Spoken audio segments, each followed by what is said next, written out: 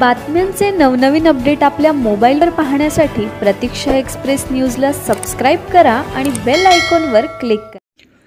पंढरपूर शहरात बुरट्या चोरांचा सुळसुळाट झाला असून विठ्ठलाच्या दर्शनासाठी येणाऱ्या भाविकांच्या सोन्याचे दागिने व मोबाईल लंपास होत आहे। यामुळे भाविक व नागरिकांमध्ये भीतीचे वातावरण निर्माण झाले आहे। मात्र पोलिसांचे दुर्लक्ष असल्यामुळे तीव्र संतप्त व्यक्त होत आहे। विठ्ठलाच्या दर्शनाला दररोज 50,000पेक्षा अधिक भाविक येतात। यामुळे पंढरपूर बस स्थानकावर नेहमीच भाविकांची गर्दी असते।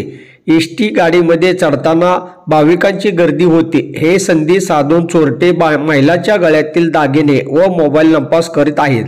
तरी काही दिवसापूर्वी कर्नाटक राज्यातील बेळगुंडी येथील भाविक तेजश्री पाटील या सहकुटुंबासह विठ्ठलाच्या दर्शनासाठी आल्या होत्या।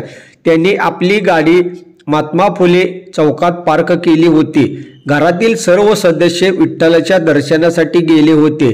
तेजश्री पाटील यांनी तब्येत ठीक नसल्यामुळे त्यांनी गाडीचा दरवाजा उघडा ठेवला झोपल्या होत्या। या संधीचा फायदा घेऊन चोरट्यांनी त्यांच्या पर्समधील 4 तोळे सोन्याचे गंठण, 3 मोबाईल, रोख रक्कम असे 75,000 रुपये मुद्देमाल लंपास केला। यानंतर तेजश्री पाटील यांनी पंढरपूर शहर पोलीस ठाण्यात अज्ञात चोरट्याविरुद्ध गुन्हा दाखल केला।